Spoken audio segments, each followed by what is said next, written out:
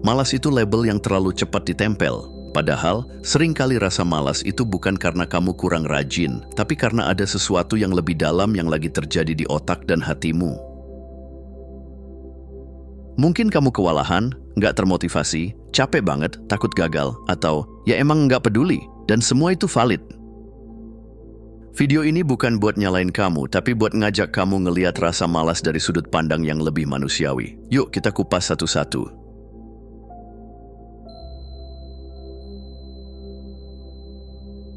Kadang kamu duduk di depan tugas, kerjaan, atau email yang harus dibalas. Dan bukannya mulai, kamu malah scroll TikTok sambil bertanya, kenapa sih aku malas banget? Jawabannya bisa jadi simple, karena kamu kewalahan, bukan pemalas. Otakmu lagi overload kayak komputer yang kebanyakan tab dibuka. Akhirnya dia nge-lag, freeze, dan bilang, ya udah deh, kita shutdown aja dulu. Tugas yang harusnya bisa dikerjain satu-satu, terasa kayak satu gunung besar yang nggak punya jalur pendakian. Jadi ya wajar aja kalau kamu ogah mulai. Otakmu lebih milih lari ketimbang manjat gunung Everest tanpa tali.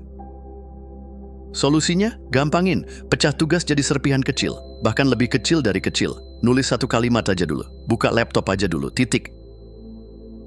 Kalau bisa dikerjain dalam 2 menit, kerjain langsung. Aturan ini simple, tapi bisa nyalain kembali mesin otak yang sebelumnya mogok. Ingat, bukan kamu yang salah. Kadang sistemnya aja yang butuh di restart. Kamu cuma lagi butuh jalan masuk, bukan paksaan naik helikopter ke puncak.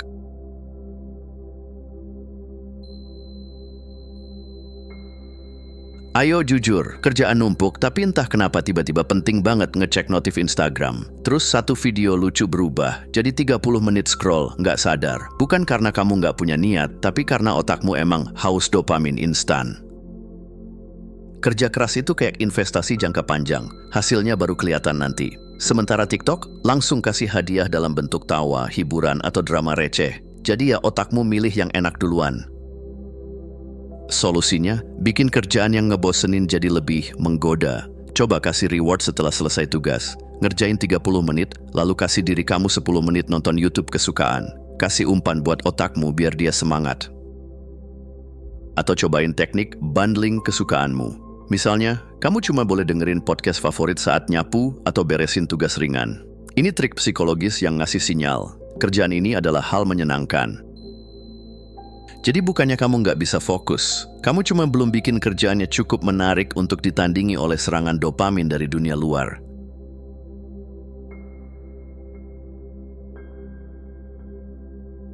Kamu bangun tidur, duduk, dan apapun terasa berat. Bahkan buka chat dari teman aja rasanya kayak lari maraton.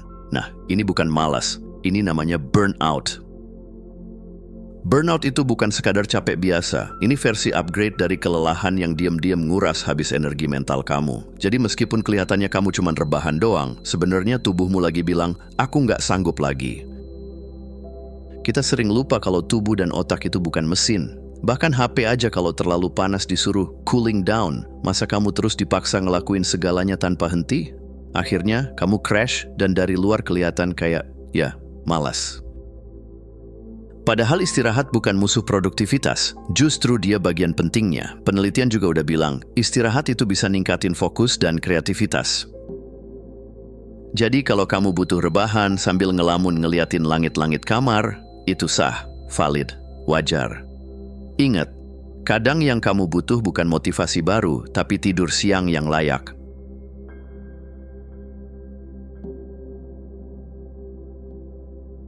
Pernah nggak sih, kamu stuck di depan layar cuma karena takut hasilnya nggak sempurna? Ini jebakan klasik yang bikin kamu kelihatan malas, padahal sebenarnya kamu lagi ketakutan.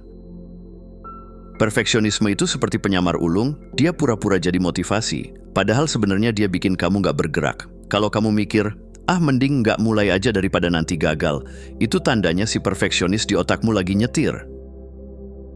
Tapi coba deh ubah mindset. Mulai aja dulu, gagal itu bukan akhir dunia, bahkan versi jelek dari tugasmu lebih baik daripada nggak ada sama sekali. Lagian, hasil pertama itu biasanya masih kasar, dan itu wajar banget.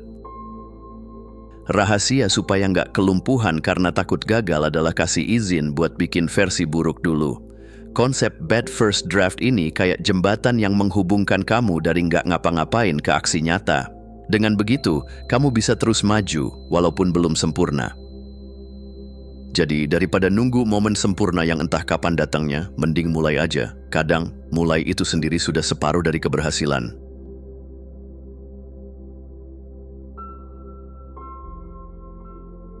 Kadang kamu duduk di depan tugas, tapi otakmu bilang, ngapain sih repot-repot?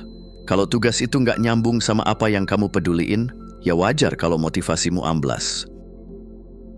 Otak itu jago banget membaca relevansi. Kalau kamu nggak merasa ada hubungan antara tugas dan apa yang kamu inginkan, kamu bakal ogah banget ngelakuinnya. Jadi, bukan kamu yang malas, tapi tugasnya yang nggak klik sama kamu.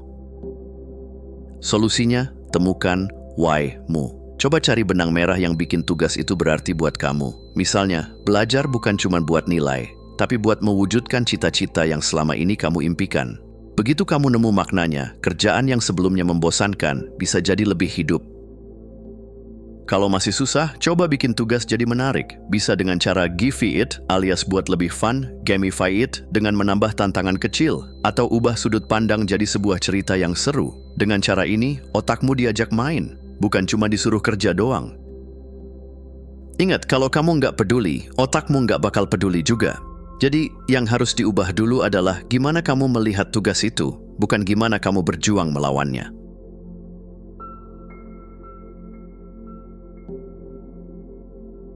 Jadi setelah semua ini, satu hal yang perlu kamu ingat baik-baik. Rasa malas itu bukan musuh. Dia cuma sinyal. Dia muncul buat kasih tahu bahwa ada sesuatu yang nggak selaras. Entah itu kamu lagi capek, nggak punya tujuan, kewalahan, atau cuma butuh rehat sebentar. Daripada ngelawan rasa malas dengan rasa bersalah, lebih baik kamu ajak ngobrol, tanyain, kamu butuh apa sih sebenarnya? Karena begitu kamu ngerti akar masalahnya, kamu mulai punya kendali. Kamu bisa atur strategi, bukan sekadar nyalahin diri sendiri. Jadi ini bukan soal kamu kurang niat atau nggak punya semangat juang. Mungkin kamu cuma belum nemu cara buat berdamai dengan dirimu sendiri. Dan kabar baiknya, itu bisa dipelajari pelan-pelan, satu langkah kecil, yang lebih baik daripada diem aja sambil nyalahin diri sendiri. Terima kasih sudah menonton. Jangan lupa untuk klik tombol like, subscribe, dan tinggalkan jejak di kolom komentar. Kami sangat menghargai setiap dukungan dari kalian. Semoga hari-hari kalian menyenangkan dan sampai jumpa di video selanjutnya.